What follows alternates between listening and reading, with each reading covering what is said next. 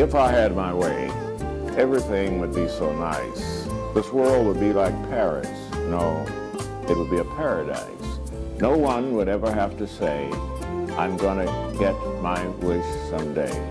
All one would have to do is say, this is my order, if you may. Those of you who have just joined us, I'm Antonial Hobbs, host of this television program called The School Without Walls. We are pre-recorded. Date is June the 5th, 2013. Before I introduce my guests, I want to mention the goals of the School Without Walls. Just a little bit about the School Without Walls. We are stressing African American males of character to do all you can to help the younger ones. Where we suggest that we initiate an educational awareness movement stressing the following. See, a movement is different than just a program. We are in bad shape as a family, as an African American family. We need all people in the community of character to be involved in the village of raising our children. So number one, learn well what the public schools have to offer. All families stress to young people the seriousness of learning what they can in the public school system. Emphasize the importance of speaking standard English. However, not abandoning the community language that we call Ebonics. Whatever the mother tongue is your native language. And so often we have families where the home language is not standard English. What I'm saying is don't abandon that, but you want to be able to be bilingual, speak the language of your mother, but also speak the language of the nation that's doing things. Encourage proper behavior, respect of authority, develop self-esteem, and be aware of the African American history, the experience of African Americans in this country. All right, we have methods: public speaking by members, news media, communication to all black organizations in need. In my opinion, we are near a crisis education as a race. We can and must energize the leadership of the black community, do something to correct the social enigma. Then we will have a respected black community. Now, my guest today is an ideal model student, one whom I'm very proud of. I've taught him Spanish. His name is Kelin Key, right? Yes, sir. Mr. Kelin Key. ¿Cómo está usted hoy? Muy bien. Muy bien, uh-huh. Yes, sir. You made an A in that Spanish class, Yes, right? Yes, sir, I did. I studied hard. Yeah, you studied real hard. He's an ideal student. I'm very proud of this young man. That's why I invited him to come on the program. You've kind of had it pretty rough, according to what you told me, right? Yes, sir. Tell me a little bit about your early life when it was really, really rough. Well, in my early life, it was real rough for me. And like, I grew up in a neighborhood where it was just a lot of negativity around, and if you let it get in your way, it could stop you in your tracks. But I started off. I went to school, and I was an intelligent student. I always had common sense and book sense, but it was just for some reason I wanted to get into trouble. You know, I stayed into something. Stayed fighting or getting put out of school, talking back to teachers. I was rebellious and hard-headed, and it stopped me from being successful a long time. And so I really never could stay in school, so I ended up having to drop out. Drop out for a while? Yes, sir, drop out for a while, and I took an alternative route, and I went to adult education, but it was mainly me, and it was mainly my fault. Did you have a father at home? No, I didn't have a father figure when I was growing up. Right. I never knew him. And you weren't close to your grandfather or anything like that? No, I never had a grandfather or anything like that. And like the people that I looked up to were the people in my neighborhood, and they really wasn't good father figures for me. You know, they kind of led me astray. You know, had me doing, like, they were some of the reasons that I was doing some of the things that I was doing to keep me in trouble. Okay. You know? We have about 2 minutes on this side of the break, so you can say that all young men need a male role model. Is that right? Yeah, all male men need a role model, Yeah, especially right. black men, Yeah, we need that. to lead us in the right direction. Yes, sir. Okay, we're going to break and be back in just a few minutes and continue our conversation here with model student, Mr. Kelin Key. Hi, I'm Anthony Fernando, a veteran of Iraq and Afghanistan. I'm also a graduate of UAPB. I'm currently enrolled in the Master of Science in Aquaculture Fisheries program. Thanks to my mentor, Dr. Eggleton, I'm acquiring unique skills needed for future employment. Since coming to the University of Arkansas at Pine Bluff, Tony has been involved in a wide range of undergraduate research. Some of this research he plans to publish later this year.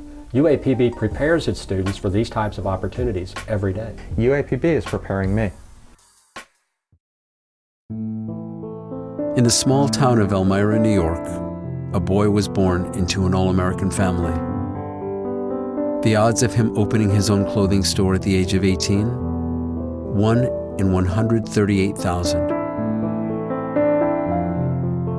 Excited to be a part of pop culture, he packed for the big city. The odds of finding someone to invest in his vision? 1 in 4.5 million.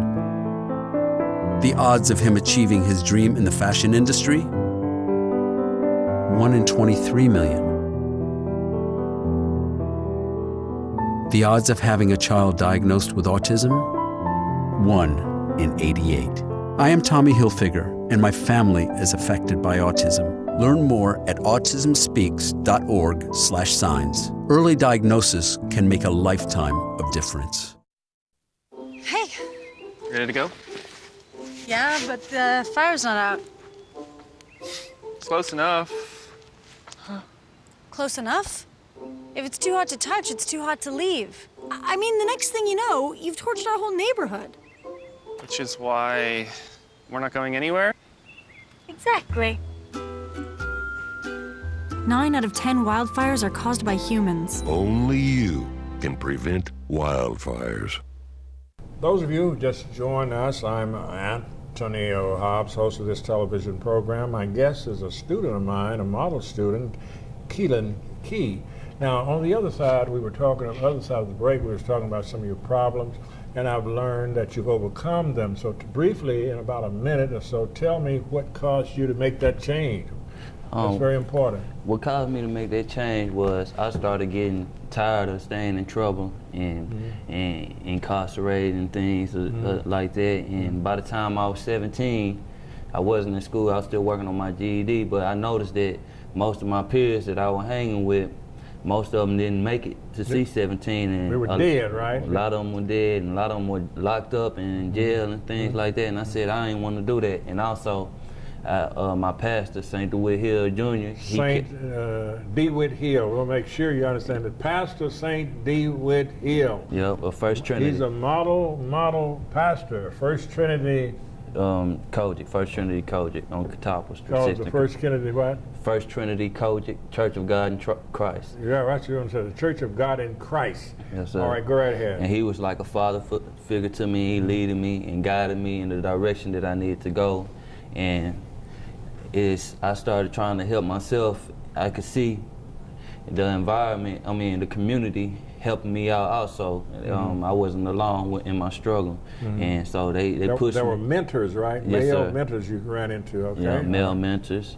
And they pushed me to go forth to school, and I started off, I was like, I didn't really know if I could do it, but I kept on trying, and my mentors kept pushing me, and I started to progress, and I was good at what I did at school. I'm a major in chemistry, and I became involved in campus organizations like Ronald McNutt Scholars, and I joined STEM. And last year, what does STEM stand for? STEM stands for Science, Technology, Engineering, and Mathematics. And I was voted I was voted to hold the title of Mr. STEM. Mr. STEM. Now, what does that signify? If you're Mr. STEM, what have you done to achieve that title? Well, you have to keep your grade point average up for one, and then you have to be a good role model for the younger students and the people in STEM, and you also have to get voted in. So and so the title you hold, you introduce all the speakers that come to speak for STEM and things like that, and you also have to participate in the coordination. But it's a good title to hold. I'm sure it is. Let me say this time is really running down on us. You went to Washington D.C. and presented some type of project. Tell us about that. Yes, how did it happen? First of all, it happened because I do research on anti-cancer agents and their passage across anti-cancer agents. Yes, sir. And their passage across the blood-brain barrier. It's a defense mechanism that all human beings have. You know, and the brain cells are different from other cells in the body. So we study these cells to make sure we study these cells to try to more effectively treat cancers of the brain and neurological disorders. So I work with Dr. Rice doing that every summer, and we do, with our research, we go to different conferences and present. And so he gave me the opportunity to go to Washington, D.C. and present my research, and many other places. We've been to Fayetteville, Texas A&M. Now, did he go Ohio. with you? Yes, sir. He always travels with us. Was there a team of students, or just you and the doctor? Me and the team of students. So how many students were there? I think it was like 12 or 13 of us from this school. 13 students from this school went to, where did you go in Washington, D.C.? To what institution or what place? We went to, well, the conference was held in their, in a hotel. In a hotel. What was sir. the name of the conference? Emerging Researchers National 2013, and they hold it every year. And you students had done research, is that right? Yes, sir. Pertaining to cancer cells. Yes, sir. Yes, sir. Every student has a different research. But what was yours? What was your research? What I just explained. Okay, now explain to the audience more about cancer. What is it that you all are trying to do with your experiment? Basically, we're focusing on cancers of the brain, and like I was saying, the blood-brain barrier is a defense mechanism in the brain, and it has many transporters that pick up certain drugs and detect them and treat them as toxins and push them out of the brain into our regular circulation. What is a toxin? A toxin is something harmful to the body. Okay. Yes, sir.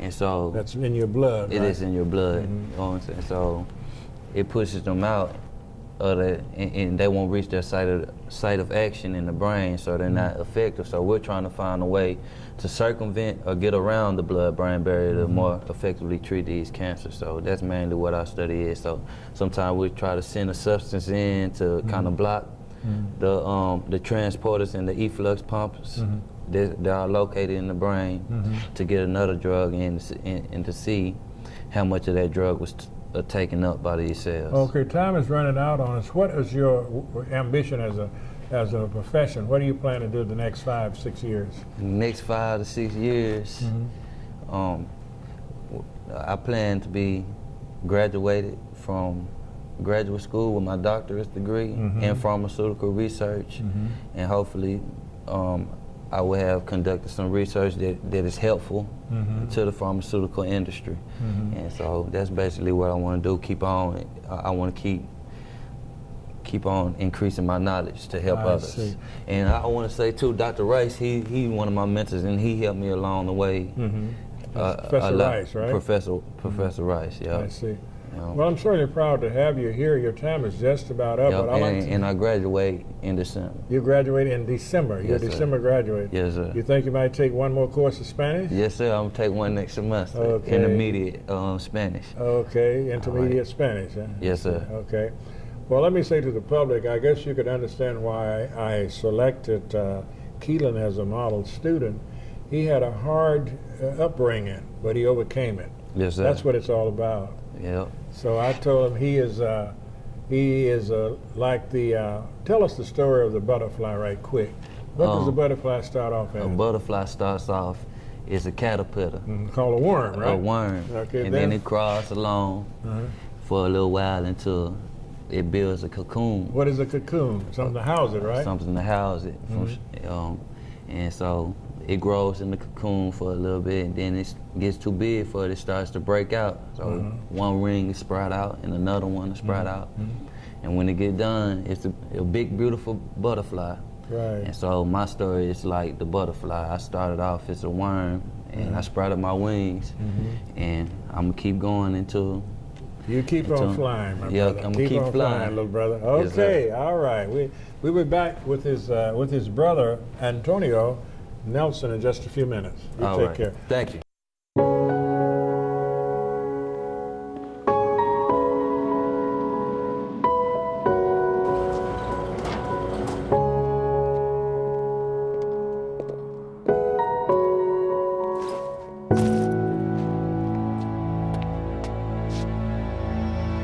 Welcome home, man.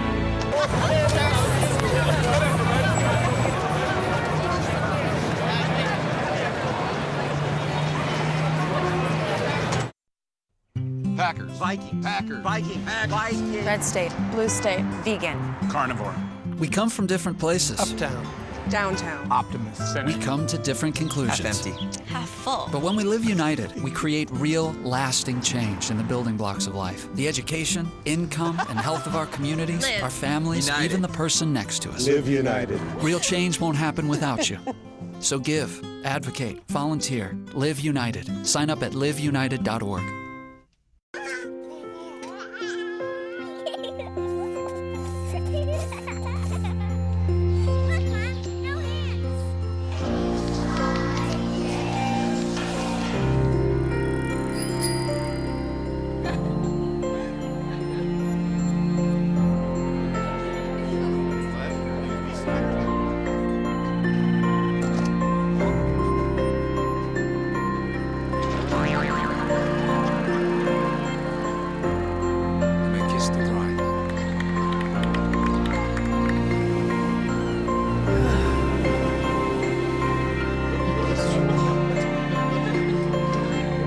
A full life, measured in seats, starts with the right ones early on.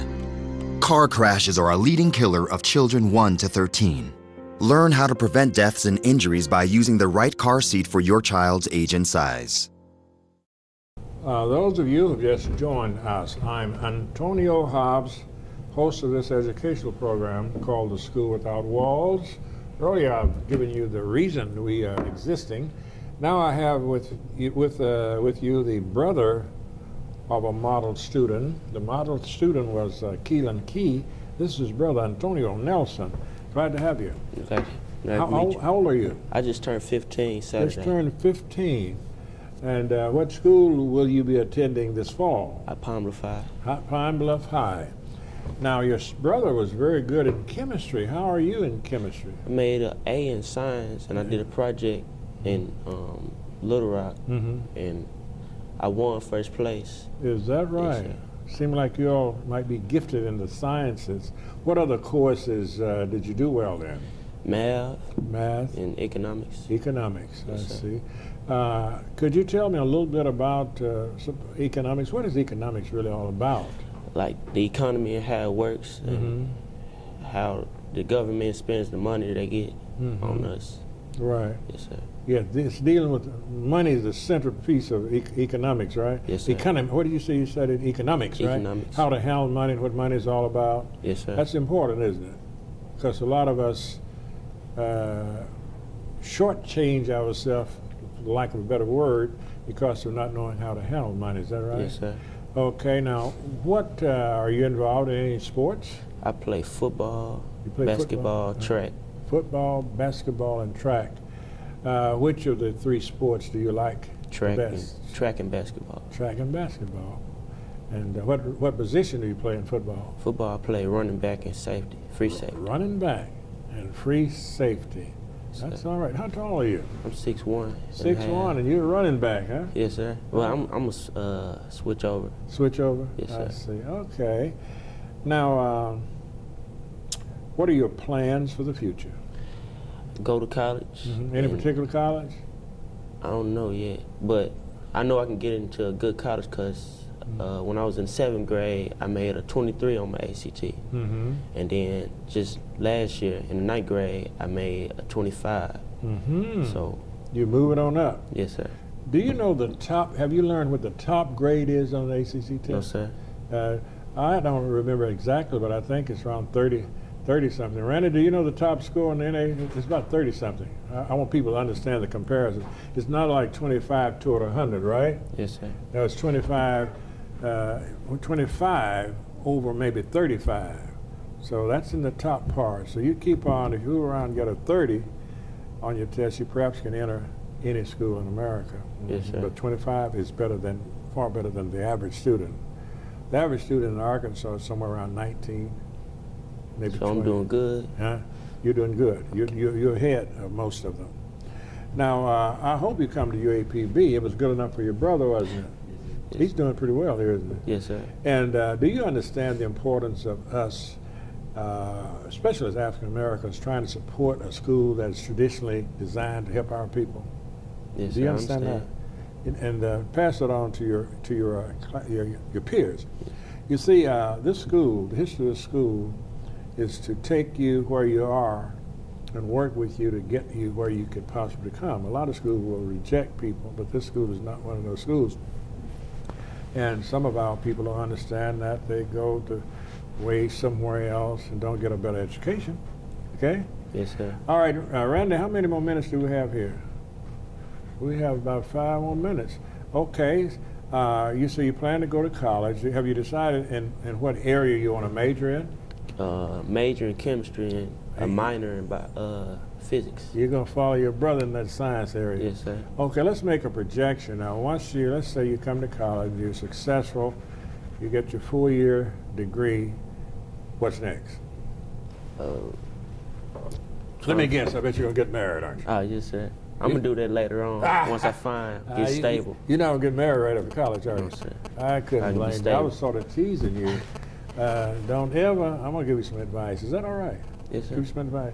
Don't you ever marry anybody's daughter until you're able to take care of yourself. Yes, sir. And the daughter. You understand that?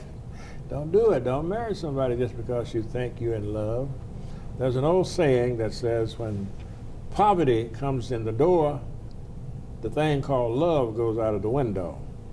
So I advocate this to all young men. Really, a young man should have his basic education behind him before he gets married, plus a job, a good steady job, you understand? Yes, sir. And some money in a bank, all right?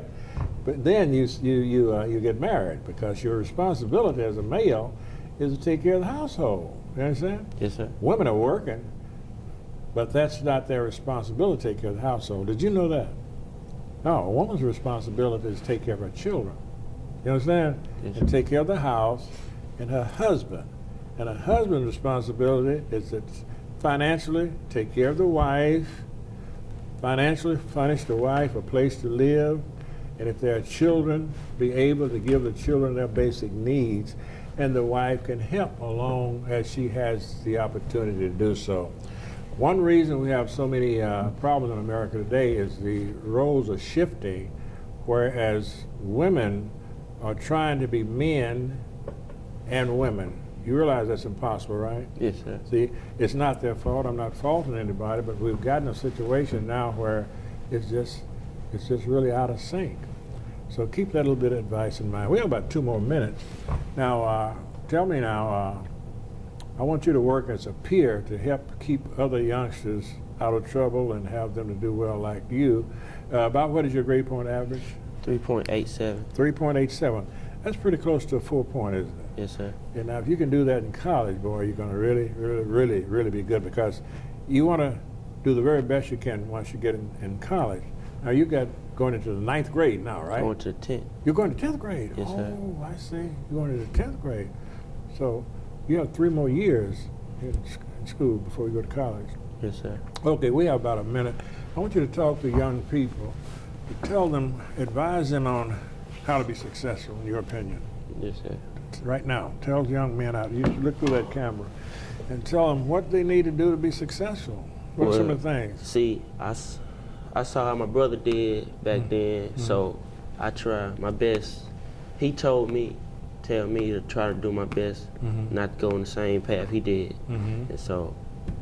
You missed that, right? You didn't get incarcerated, right? No, sir. And you never put out of school, so forth, because of your brother advising you. That's wonderful, isn't it? So he became your role model. Yes, sir. So you would advise youngsters to have a role model, right? Yes, sir. That is what we advocate here. All young people, look for some male that's older than you, that have more experience than you, that will help you along the way.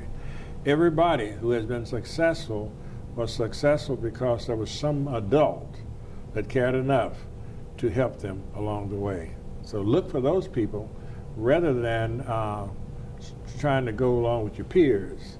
Okay? Antonio, it's about time for us to close out the program. Glad to have you. Nice to meet you. And vaya con Dios. You don't know what that means? No, sir. God go with you.